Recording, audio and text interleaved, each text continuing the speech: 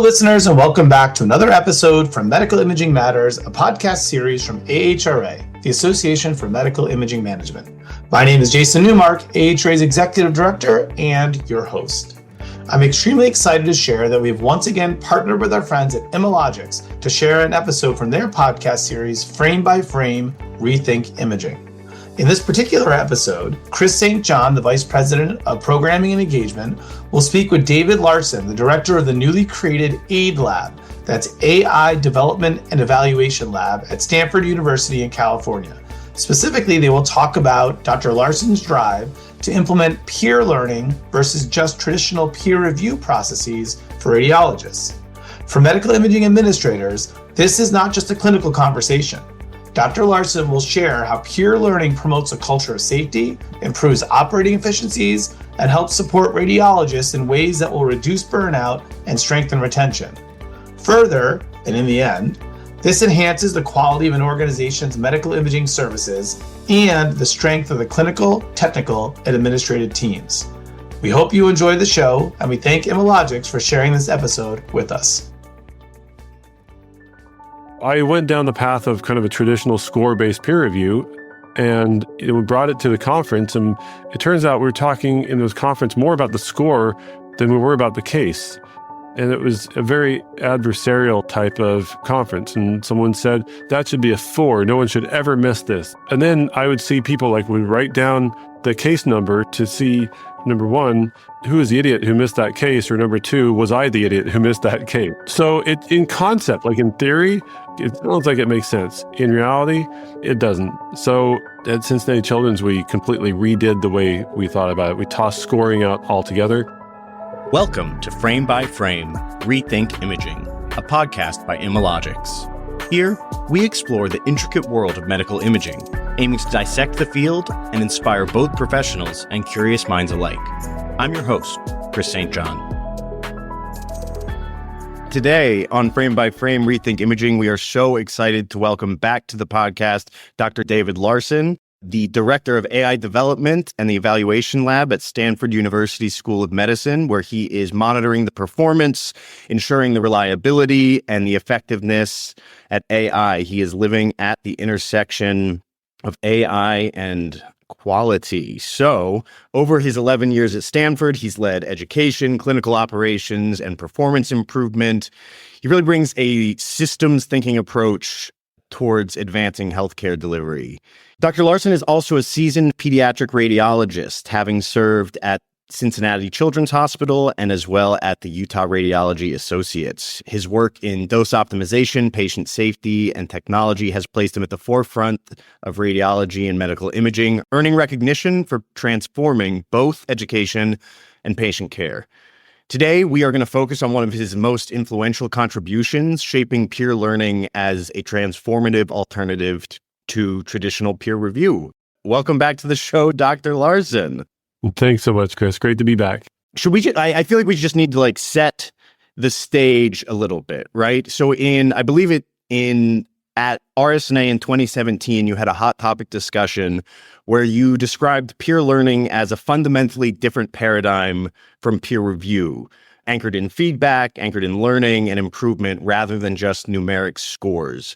Could you unpack that a little bit for us and lay a little bit of groundwork and just kind of get into what makes this framework more effective than the classic score-based peer review model? Sure, absolutely. Well, and thank you again. It really is a pleasure to be back with you and talking about a topic that I love and has been dear to me for a long time. Well, maybe we'll start with the beginning of what score-based peer review is, the concept behind that. It's admirable in its ambition, right? In its effort to try to improve quality or at least ensure quality, right? So the concept is for score-based peer review that, you have a random sample of cases of your peers that you take a look at and you assess on, a score of 1 to 4, 1 to 3. And, for those that are, of misses essentially, then, just keep track of those. And then It's not exactly clear what happens after that, but presumably, if someone is an outlier, then they are either there's remediation or they would be removed from practice. Right? That's kind of the concept behind it, and it's a very kind of quality assurance kind of mindset, right? And it actually has it echoes kind of what in many fields actually when they first focus on quality, they focus on minimizing the errors, right? And looking at kind of the scoring, like you would monitor a machine in a similar way, right? To see how many errors it's producing. And if it's producing too many errors, then then there's a problem there. The problem is that's not how humans work, especially professionals, right? Doing work that is very difficult, or at least historically has been very difficult to quantify in that way, but also are people who are dynamic, right? Who constantly learn and who interface with each other and have relationships with each other. And so those same people who are scoring or judging those who are their work are also the same people that they're having a conference with at noon, and they're professional colleagues, right? Right. So that can't be discounted. So I'll tell you a story. The background, when I went to Cincinnati Children's, I was 1 year out of fellowship, and the chair at the time, Lane Donnelly, he gave me two assignments. One was to implement a standardized structured reporting program, which nobody ever implemented before. And then the second was peer review. Those are like the two things that no radiologist wants you to touch. Like it's like the worst thing that a junior attending can come in to do is say, let me tell you how your report should look like, and we're going to standardize them all. And also let me tell you about all your mistakes. And so I learned a lot. Especially, in fact, I think in many ways being junior was probably an advantage because I couldn't just come in and I didn't want to anyway, come in, hit people over the head. It's not what we want to do. So I went down the path of kind of a traditional score-based peer review, and we brought it to the conference. And it turns out we were talking in this conference more about the score than we were about the case. And it was a very adversarial type of conference. And someone said, that should be a 4. No one should ever miss this. And someone said, I think that's a 2, if not a 1. Like, it's completely understandable. I'm not even sure if it's a real finding. And they would go back and forth. And, and then I would see people would write down the case number to see, number one, who is the idiot who missed that case? Or number 2, was I the idiot who missed that case, right? So in concept, like in theory, it sounds like it makes sense. In reality, it doesn't. So at Cincinnati Children's, we completely redid the way we thought about it. We tossed scoring out altogether. We had a section that we would review the cases together. We would inform everybody of misses. We added great call cases. And we made it a much more dynamic and learning environment. And that's really the concept behind it. So that moves us from a QA mindset that we talked about at the beginning, where the modern quality doesn't think about things in terms of QA. They don't think about finding the bad apples anymore. A sophisticated quality program, is all about kind of embedding continuous improvement in the process, in the system. And professionals, like instinctively, we know this, right? And we're actually really good at this if we're given the right environment to be collegial and supportive and constructive, even difficult conversations, even with misses. And so that's what we really tried to do, is frame that in a way that could give feedback to individuals. We could learn together, and if we can change the system to improve the system, then we do that to minimize the chance of making those errors in the future. It makes a lot of sense to me. The numerical scoring it's like naturally intimidating to some degree too. But hearing particularly like how people were arguing with each other over it rather than like getting back to what can we actually do to improve this, it feels so inherently human. And so to tie it back a little bit, I believe we were talking about like those 3 pillars, right? Feedback, learning, and improvement. Yeah. So the 3 pillars, as you say, feedback, learning, and improvement. So feedback, when you make a mistake, if somebody, your colleague or anybody in the system, so to speak, comes across that mistake, you should learn about it. I should know about that, right? That should be given to me. It should be done in a constructive way, confidential, private way, and, supportive way, right? And so, and then when I'm receiving that feedback, there's a choreography, right? I need to know how to receive it gracefully, right? And there's only one answer when somebody tells me about my miss, and that is thank you, right? We can have a discussion, and I may even look at it, more carefully and say, I'm not sure that's a miss, but it's about the discussion, keeping it constructive. So that's the individual feedback part, right? The learning part then comes as we, as a group of individuals, come together, right? And when we look at a case that somebody missed, we don't care who missed it. It doesn't that, in fact, we encourage people, just take the names out of it if you can, de-identify it, because, the principle is there, but for the grace of God, go I, right? I could easily have been the person that made this mistake.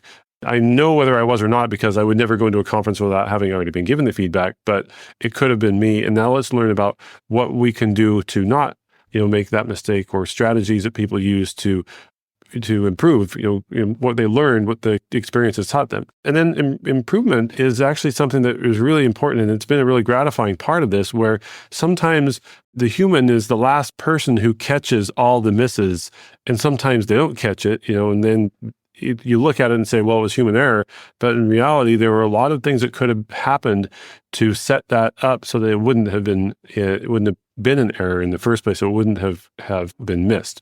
So for example, if a technologist has a concern, like, they can raise that. If they don't have anywhere to put that in the IT system, that's an IT problem, right?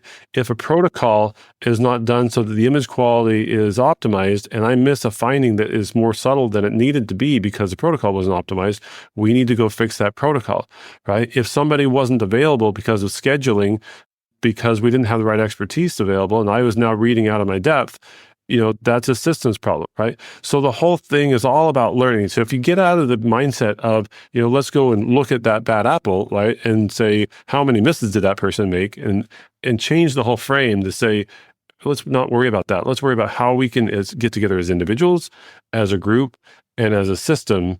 Then you start to improve over time. It's better patient care, and quite frankly, it's a heck of a lot more enjoyable place to work. Yeah, I mean, of course. I think you have said, right, that traditional scoring can drive radiologists, quote, inward against each other and against practice leaders.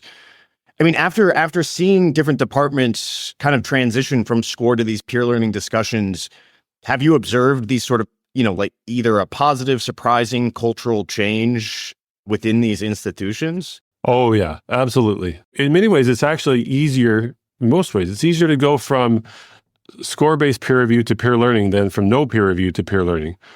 Because when you go from no peer review to nothing to peer learning, it's like, really, we have to talk about our misses?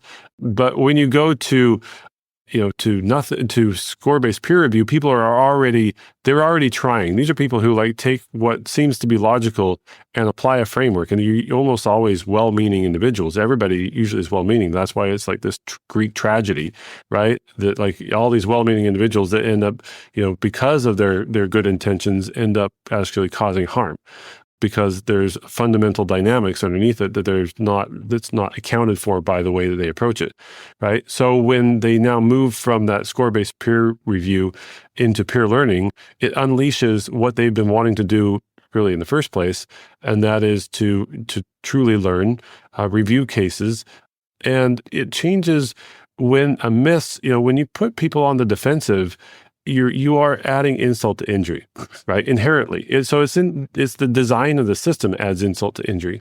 When instead everybody talks about their misses, and everybody just assumes there are going to be misses and we're going to learn from them, it's a time that people kind of rally around each other. At least it feels like it, right? It feels understandable. It feels like we're all human and we have grace.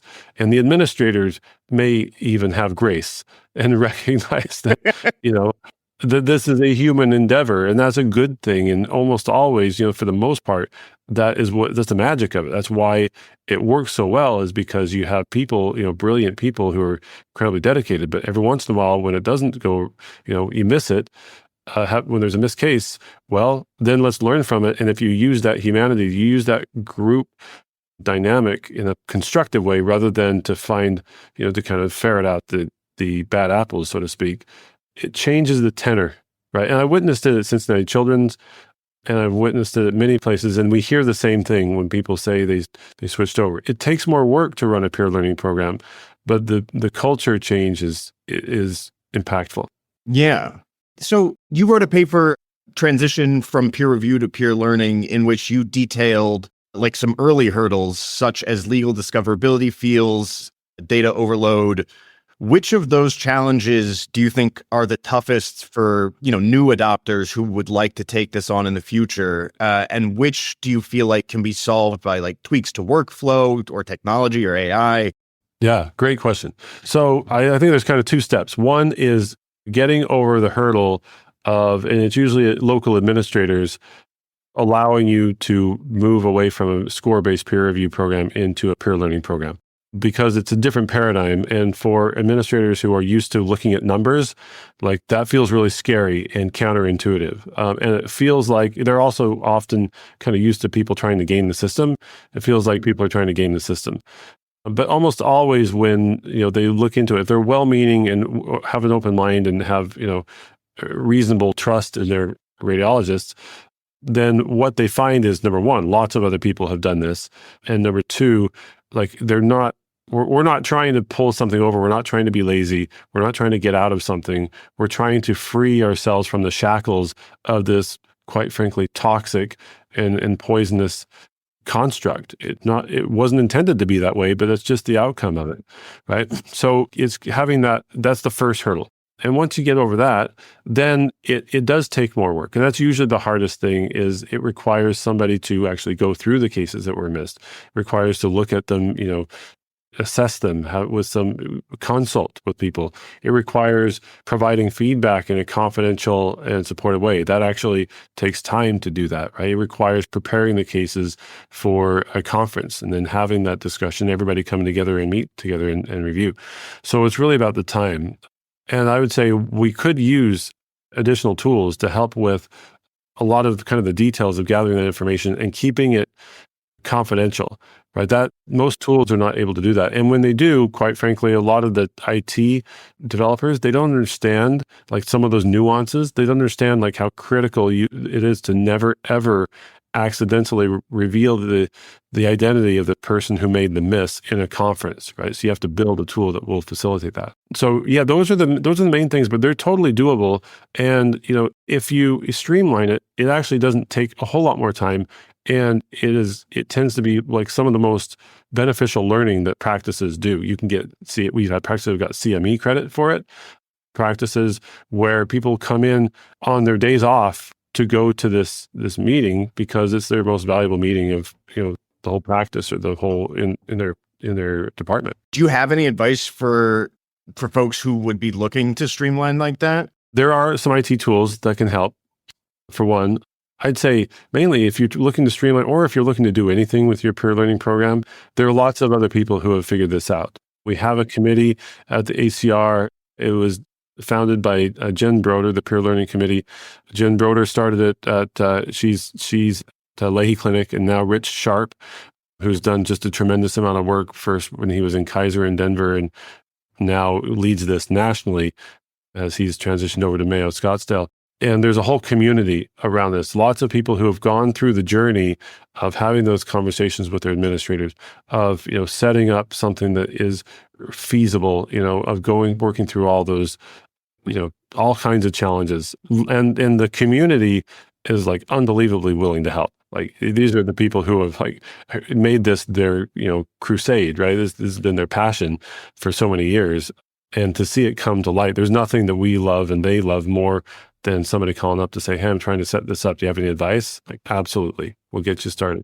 I love that. And so, what would you say for, like, how would you adapt a peer learning design for like a smaller, more rural community hospital with like limited subspecialty coverage versus, a larger academic center like where you are at Stanford? Yeah, great. So first of all, good question. And we get this a lot. And I would say, that's the beauty of peer learning is it's very flexible. The concept is very flexible, and it should, almost by definition, be adapted to your local environment. That's what peer learning is all about. It's you learning along with your peers, right? It's reinforcing that relationship. It's improving your performance in the construct that you have. So, for example, an academic department like radiology, one challenge we have is we don't have one peer learning program. We have 11 peer learning programs, basically one in every division, right? Because it doesn't make any sense for, me as a pediatric radiologist to go to the breast imaging, peer review conference, or, for musculoskeletal to come to IR, right? So at the smaller sites, I'd say, or any site, tailor it to what makes sense for you. So we had this really wonderful presentation that was I practiced from, I believe, kind of the Northern Virginia and West Virginia area, very small practice. And they would get together once a month and they would just keep track of their missed cases. And they would just come and have a list, and they'd go through and pull it up on their packs, and they'd, have maybe a handful of people, half a dozen people, and just go through their missed cases.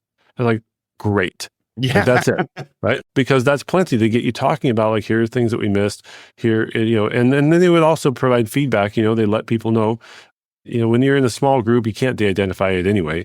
So you don't necessarily need a great big, de-identification system and data management system. You just let people know. It's a culture thing, right? You let people know about issues that come up. You have a discussion. And then you just come, with an open mind, and you share and you learn and you continue to try to get better. That's what it's all about. We've also had environments where you've got a handful of, or one or maybe two subspecialists within a larger practice that they're kind of the only subspecialist, right? And so they want to have a peer learning experience in their subspecialty, and they've gotten together in a regional area and they come and they share their misses as well. So it all works. It's mainly about, who are your peers, who you're learning from, get together with that group and learn from your misses. Yeah. And so this follow-up question may be a bit, you might have already covered this, so forgive me, but so how would you structure these meetings, or how would you explain to someone, I feel like you just covered it in some way, but Sure. To dig our teeth in a little bit more. Yeah. So I've seen it done, a handful of different ways, but for the most part, they're pretty much the same. The first part, at least at first, when you start the meetings, usually you kind of have to have a preamble to say, okay, this is what, peer learning is about. Here are the ground rules. We're not going to find fault. We're not going to blame. We're not going to try to identify. We're not going to, talk about how bad this, that's what we're not going to do. What we are going to do is focus on learning, and we're not, we're going to focus on how each of us individually can improve, right? So that baseline. And then you just dive into cases. Say, here's the first case. And, often what we find is there's the perception cases, and then there's the, diagnosis cases. And perception cases is kind of we would call it our missed fracture clinic. It's just, here's a fracture. Oh, whoops. Yeah, I can see how you can miss that. Okay, here's another fracture. Oh, shoot. Okay, I can see how you can miss that. Yeah, and it's actually really helpful. It's kind of I likened it to, I don't know if you've ever seen those bumper stickers that says, start seeing motorcycles, right? Uh-huh. Have you ever seen those? Yeah, the concept is, if you just process this, and you see enough of these, right? Just that repetition of, I know it's a lot of the same type of missed cases, but it reinforces that now when I go to the reading room and I see that, distal tibia fracture that is that's oblique, that's just right overlying the fibula, because you can easily get fooled and think it's the overlying fibula on that lateral view, but it's actually distal tibia fracture. Okay, now I look more carefully for that, right? So that's the first part. And then the second part is the interpretation cases, and those are usually longer discussions, and people weigh in and they give this is where you start to see a lot of the expertise come out, where people who have more experience will kind of identify learning aspects, how they can, what they do to try to, or how they would approach it, right, and what they would do to try to have to make sure they come to the right conclusion. Or sometimes it's those cases are also the ones that really elicit the kind of process and systems improvement part. It's a person who read this, it turns out was, there was out of their subspecialty, and, they didn't have extra coverage. Great. That's a good conversation starter for subspecialty, or for the systems issues. So it turns out it ends up being a bit organic. It's structured in that it's all case-based. That's the key. It's got to be case. It's about actual cases. And the fun thing to watch is the great calls, right? Where you put in a case, you don't tell them it was a miss or a great call. You just put it in, and someone says, whoa, this is a tough case. I can totally see how they missed it. And they say, well, actually, they didn't miss it, right? Somebody caught it. It's whoa. That's fantastic because the material is the same, right? Yeah. It's whether you actually caught it or not. If you could have missed it, then it's a great peer learning case, right? Because the only difference between it is the person happened to catch it at that time. Right. Are there any cases or specifics that stand out in your mind where you were like, wow, holy crap? Well, I have to say maybe I shouldn't, but You don't, no pressure, please. no, there's one radiologist at Cincinnati Children's when we started it, Chris Anton, that would constantly have these amazing calls. Like he does a lot of pediatric musculoskeletal imaging, and everybody knows that he's brilliant, and he's just very down to earth person, but he's got a great eye. And we would just have these impossible cases, and I'm trying to think. There are a lot of like those subtle musculoskeletal fractures, like it's the tiniest of a hint that you really have to squint and make it big. And you just see them. And it's just so enriching, right? Because, if you think about like all the learning activities you do in radiology, there's nothing more, impactful than something that it could be you, right? It's like this is my practice. This is a case that I just happen to be not the one that clicked on it, but somebody else clicked on it. And if I had clicked on it, I would have gone down the tubes. You got my attention. I may doze off in the lecture, at the CME course, but this one that's like going to be my next case that I'm going to like fail if I don't, pay attention. Like, and it's in a constructive way because it's free. I'm not going to miss it. I can't hurt anybody because it's already done. But now we can learn from it. So it tends to have it ended up being like one of the most, in many places it often is one of the most popular conferences. The trainees actually really appreciate it too. It's a really great exercise for trainees because number one, they get to see that their attendings aren't perfect without having to be individually humiliated, right? And number two, they also get to see, holy cow, some of our attendings are amazing, and I need to up my game on both accounts. I need to up my game. Yeah. And so, like, we've talked about how the goal is not to score error, but rather to learn from error. But are there metrics that we feel or that you feel are important, whether or not it's like a KPI or an indicator?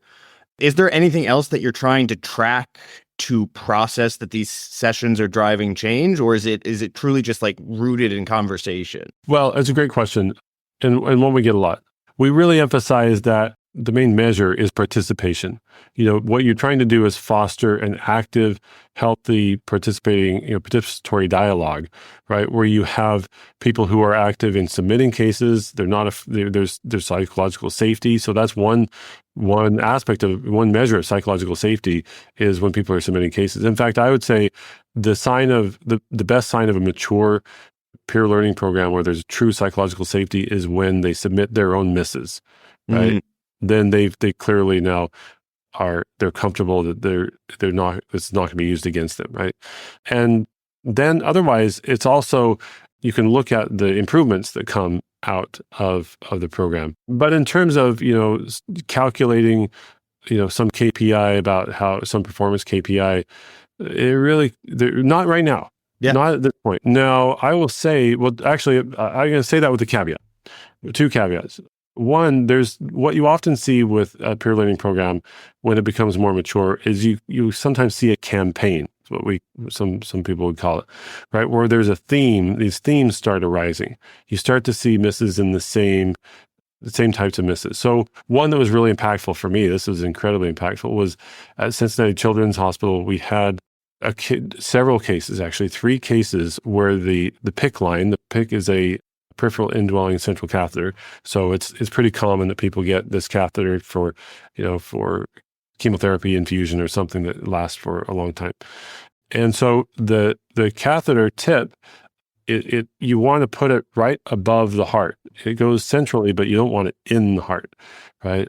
And when you do, you can actually perforate the heart, the muscle wall, and then it causes a hole, and then blood leaks out, and then it gets restricted by the pericardium, which is the sac around the heart, and then you can have real problems. So there's actually a patient who had died from a cardiac tamponade and then 2 patients that experienced cardiac tamponade from myocardial perforation from a PICC line, which these seem to be incredibly innocuous, but actually they can be really dangerous. So we presented all those cases together. Well, here's the other problem. Because they seem to be so innocuous, people often don't take them seriously. It's like, it's where the PICC is noted. Like, well, no, actually, it needs to be in that specific location. And that location needs to be defined. So Neil Johnson was the pediatric radiologist, interventionalist at Cincinnati Children's, led a huge campaign to really refine exactly how those things should be managed and how they should be reported. We presented a cine image of a heart beating with that PICC line hammering into the muscle, right? And it's like, oh, I see it. And then we presented, because at first, they say, oh, we're presenting PICC lines, there rolls their eyes. Well, let me tell you a little bit more. We present that, and then we present 3 cases, one of whom died, and this was earlier. And then we present like how well we're reporting those, and the answer is we're not reporting them well. And you come out of that and say, wow, that was, talk about a change agent. After that, then we started monitoring how well those were being reported, and they're much more carefully reported. I mean, that was certainly in me, made me think about it very seriously, right? So when you have those campaigns, then, they can actually drive improvement, dedicated improvement over time. You start to see that. Yeah. Let's talk about, I hate getting into financials, right? But let's talk about needing to make a business case for the C-suite.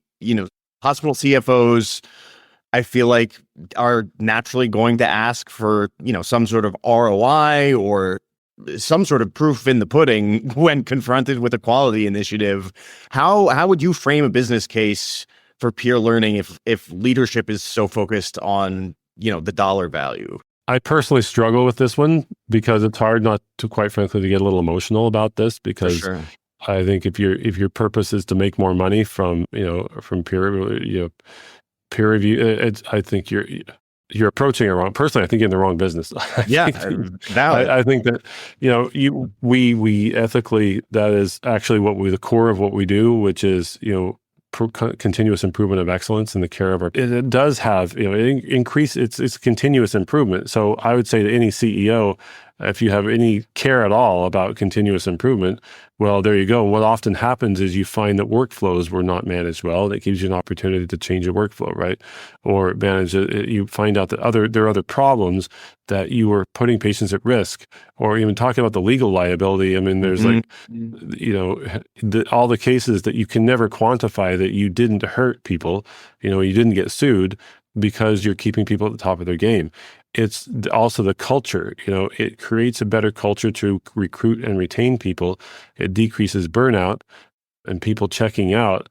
So I'd say, I guess I would ask, maybe, you can't really ask this, but I'd be tempted to ask,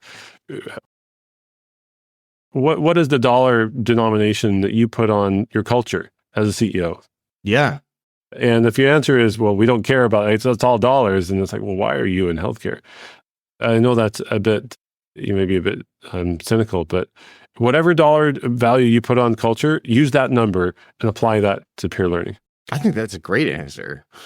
That's a great. Well, I hope so, but I guess I'm a little cynical. It doesn't feel cynical to me, right? It should be a great answer. That's why we're here. And it's like, beauty of peer learning is actually when people just let go of there's so many apprehensions. Oh, we're not going to have we're not going to have the scoring anymore, and it's going to take time. And now people, may, slack off. It's like the sky is going to fall. And the sky never falls, right? The score-based peer review programs never did any good in the first place, and they did harm. Right. So actually, the benefit is going to be, you're going to replace the thing that was doing harm and already taking time and making people hate you because you're pushing this. And that's the irony. The harder you push, the more they hate you, even if you're doing it for good intentions, right? Just because it's constructed to be poisonous, not intentionally, but that's just the outcome of it. It changes that into a constructive and a collaborative relationship. So would you prefer to have a more collaborative relationship with your radiologists? Put a dollar value on that as well. Yeah. In fact, I think, you, in your AJR article on peer learning, you were highlighting the importance of sharing insights as well with referring clinicians too. Mm-hmm. Mm-hmm. Can you talk a little bit about the peer learning discussions you've had and like whether or not is that improving interdisciplinary trust or like how are you capturing that impact? Yeah. Oh, it's great. Great question. So really where it starts, I mean, the peer learning conference, you generally don't have, people outside the group come to peer learning program because it's all about your peers. But you often will have representatives, hopefully you have radiologists who have relationships with each of your major referring clinician groups, right? And so that's where, for example, actually, I'll go back to what Neil did at Cincinnati Children's. He was working carefully, with the surgeons and with the hospital leadership and nursing administration, for example, in managing PICC line, right? So all that cross-disciplinary effort, and he was going to meetings and they were coming up with, design of how things should be managed and education components and feedback, like all those things are happening across the whole health system. Well, now when you've got a peer learning program, you've always got a conduit to say, we will come and take the feedback that you just gave us or take this initiative that you're working on to improve care and we'll put it into our peer learning program. So you've automatically now, you've opened the door to invite feedback on difficult discussions that otherwise are really hard to have spontaneously or ad hoc because no one likes to come into the meeting and to say, oh, we've got, the orthopedists are now complaining again, right? That ends up being kind of the way it feels. And it's like, no, we've already changed the mindset. When you walk into this room, and you are in this meeting, the mindset's already different. The mindset is, we're here to learn what we can do better. Oh, the orthopedists have something that they think we could do better? Great, let's talk about it, right? Oh, yeah, the oncologist would like these measurements because when we don't put these measurements, then it causes problems. And you've illustrated that, what was the outcome of not having that? That makes a lot of sense. Okay, we can work on that, right? So that's where you end up seeing, it ends up feeling organizationally like the Department of Radiology is receptive because it's designed now to be receptive because you have a conduit of receptivity, right? Whereas before, maybe we can try to be receptive, but we don't have like a construct to put it in. Yeah. Dr. Larson, with health system consolidation, remote workflows, and AI reshaping radiology, the peer learning landscape is evolving super quick. Yeah. Looking to the future, what is your vision for peer learning 2.0? Do you think we could, start to see a national learning framework? Where do you see things headed? Great. Oh, that's a great question. So I'm really excited. I'm bullish on this. Yeah. If we do it right, it's actually probably you're going to see it go both ways, I think. And it's going to be sad to see the places that don't and have to learn the hard way. But I think there are going to be some places who get this right. So the first question is like a national peer learning program. A lot of people have offered that and thought about that. I thought about that at first, but pretty quickly started to realize, peer learning is mainly about your relationships, right? It's about the content. That's part of it, but it's also that, again, that kind of fear that like, this could be me. And it's also about my peer and my colleague. And it's somebody I know who trusts and is giving me feedback on a case that I very well may be seeing in the future, right? So it becomes very personal when it's a local program. And I think for the most part, these programs will stay local. I think a national peer learning program only will emerge to the extent that it is reinforcing a community, because really that's what peer learning is about. It's about community, right? So that's my opinion on that. I think what we're going to see is the integration of AI and peer learning. And I think there's a huge opportunity for that.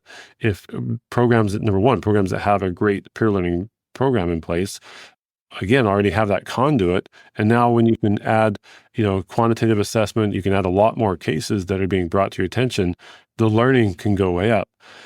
And the second thing is that I think that in what's going to happen, again, with enlightened practices going forward with AI, is that it will provide the opportunity for cases to be routed to the experts more quickly, to get second opinions, other people weigh in, to have greater sophistication and greater transparency about the clinical content of what's coming to us, about prevalence, about feedback, about, if we have, our positivity rate of our pulmonary embolism cases is like 0.5%.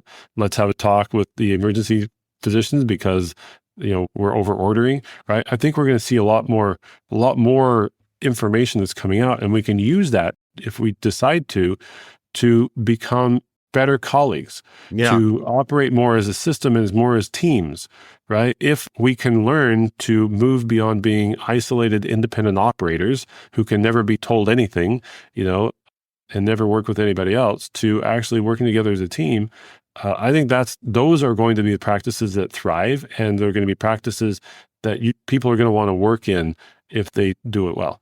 Yeah. I feel like we've just barely touched on the AI stuff this episode, which honestly, talking about radiology and AI, I don't mind taking a small little break from it. But since you brought it up, as AI tools are getting more and more prevalent, they're increasingly flying outliers and errors. How do you see the pure learning complementing or contrasting with algorithm-driven feedback? I would say whoever is developing anything that's providing feedback, whether you are a radiologist or you're a data scientist or an informaticist, go and read the literature. Understand what a score-based peer review system is and what it does, what, feedback that's not done in a really thoughtful and careful way, what that tends to do, and compare that to, what you can do if you're really thoughtful and careful, and if you're trying to reinforce the culture. Those, as you build these systems, you will have an impact on the culture, whether you know it or not, or whether you care or not. And that culture, it has antibodies, as it should. It's self-protecting, right? And so if you try to implement feedback and it's done even in a way that's just slightly insensitive, it's just not really careful about, protecting confidentiality, or it's just there's a risk that potentially, it could be done in a negative way, you're going to have, significant negative impact on what you're trying to do. So I would say just be careful. Fools rush in where angels fear to tread. You are working in dangerous territory. It's human psychology and sociology that is really unwieldy, and it's understandable, mainly if you just be a human and think about it as a human and stop thinking about radiologists as widgets and machines. If you do that, actually, you'll probably be in a lot better place. But not everyone will do that. They'll implement these things in some ways, they'll do it wrong. And so then I encourage the rest of the community, the radiology community, to call that out, to not accept this type of sloppy and, unthoughtful, not whatever that word is, not, conceived or not deeply thought through design. Have high expectations of the people who you're designing your systems, and don't accept, sloppiness.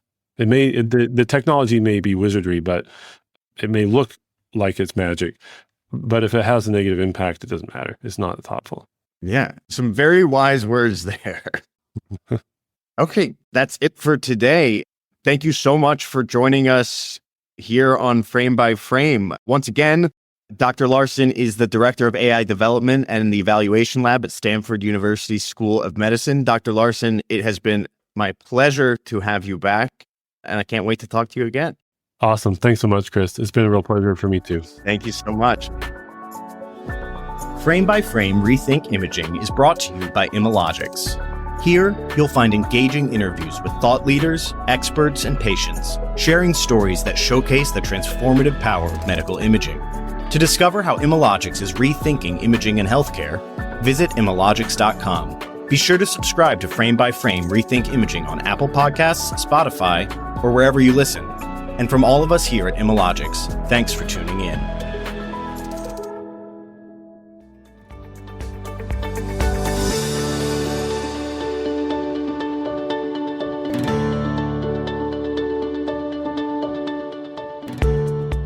Thanks for listening to Medical Imaging Matters, a podcast from AHRA, the Association for Medical Imaging Management. If you have enjoyed today's episode, please be sure to subscribe, rate, and review. AHRA is proud to be the trusted association for medical imaging management professionals, offering career development programs, a comprehensive selection of educational conferences and seminars, networking opportunities, award-winning publications, the certified radiology CRA credential, and so much more. To discover all AHRA has to offer, visit our website at ahra.org. Until next time.